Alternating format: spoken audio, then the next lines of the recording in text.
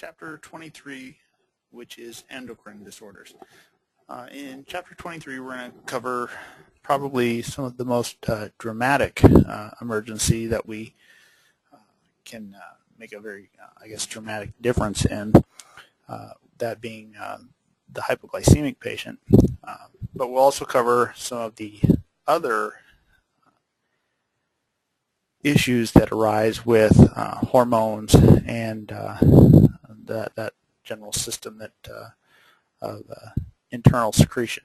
So there's not a lot of things that become acutely emergent from the endocrine system besides diabetes. However, that being as prevalent as it is, it certainly seems like the endocrine disorders are a huge issue, but it's really only one of them. So we'll cover in this chapter, not terribly long chapter, diabetes as well as a few of those others. As with all the chapters, simply watching and listening to the lecture does not substitute for reading and studying the chapter. So if you have not done that, do so at your earliest convenience. So again, the AEMT will apply fundamental knowledge to provide basic and selected advanced emergency care and transportation based on the assessment findings for an acutely ill patient. Your objectives you can find on pages 590 and 591 in your text. All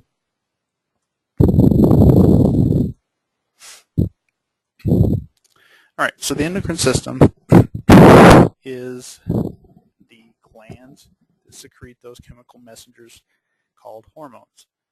And hormones affect the individual body cells to regulate those body functions. Some of the hormones actually target other tissues in order to tell those tissues to secrete some different hormones to do something else. That mainly occurs between the hypothalamus and the pituitary gland in the brain. Mainly the hypothalamus just sends out a lot of orders to the pituitary gland, and the pituitary gland then turns around and relays those messages on via another set of hormones. But so sometimes it's a very complex and complicated, convoluted way that some of these messages get dispatched. The endocrine system obviously has a very crucial role in maintaining homeostasis. Part of the endocrine system, I guess, that we need to that we've been talking about for a long time here has been the adrenal glands, and we talk about the sympathomimetic catecholamines of epinephrine and norepinephrine. That is actually part of the hormone or the endocrine system. But we've talked about it in everything because it has a hand in it all. So even when we have a diabetic reaction, our body gets some sympathetic stimulation to try to give it a last-ditch kick. So there's constantly a balance going on between sympathetic and parasympathetic. And you may be thinking, well, that's nervous system. Well, that's very true. It is the nervous system. But the nervous system influences the endocrine system and uses a number of the endocrine neurotransmitters, epi and norepi, to do its work. So patients with endocrine disorders don't respond well to stress and stressors. So people who have endocrine issues, if they're incredibly stressed, tend to go into some crisis modes. Okay, so here's the main structures of our endocrine system. So a pretty good look at it. We look at the pineal gland, the hypothalamus, the pituitary gland, those really being a lot of controllers up there. And then we also have the parathyroids and the thyroid in the neck, the thymus gland, which is just above your heart, around your structures in the mediastinum. And then we have the adrenal glands, the pancreas, and then the gonads. In this case, they show the ovaries, but in the male, of course, that would be the testicles, or the testes. So releasing hormones act on other endocrine glands. So like I mentioned, the hypothalamus does a lot of sitting up there at the top, just dispatching messages to other places to go do something else. So we also have inhibiting hormones that act to decrease in action. So we have stimulating hormones and we have inhibiting hormones. So they're always kind of in a balance or a counterbalance. Only the cells with the receptor specific for that hormone will be affected by the presence of the hormone. So not all cells respond to all hormones. So here's a vast majority of our hormones are regulated by a negative feedback loop. So in this case, we have the hypothalamus, and then it's releasing a hormone to the pituitary gland, or a stimulating hormone actually. And that stimulating hormone tells the anterior pituitary gland to secrete something, and it secretes something, we'll say thyroid stimulating hormone.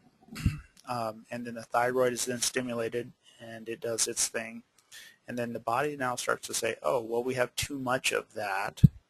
So then it starts to flip the switch and say, let's now turn on the thyroid inhibiting hormone. So it kind of has this it's constantly watching it and trying to play with the chemistry. So a lot of that secretion is regulated by negative feedback. So if the body has low sugar, a hormone gets dispatched to go create some more sugar.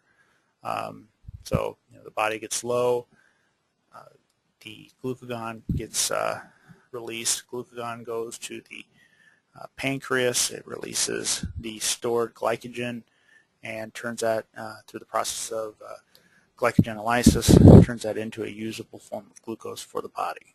The body then starts to see, oh, well, now I have too much sugar floating around because you just ate a giant meal. So now what am I going to do about that? Well, it's going to dispatch insulin. Insulin's going to take and use up some of that sugar immediately with the cells, and other parts it's going to start to store some sugar in the form of glycogen in the liver.